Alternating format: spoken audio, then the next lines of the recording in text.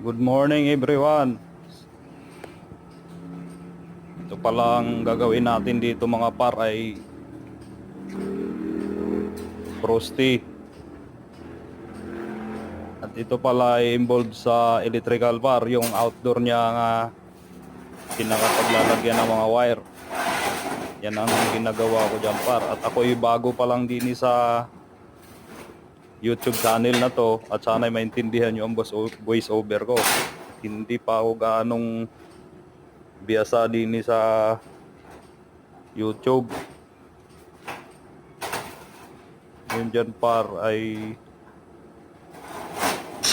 ina-assemble ko yung crossty at yung sidings niyan. Ang sidings niyan par, apat, kabilaan. Ang timo palang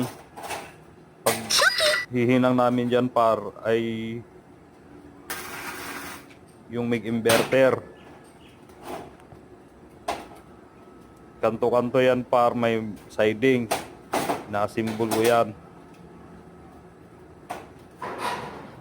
Sige par, salamat at hindi ko pa kabisado gaano tong sa YouTube. Thank you.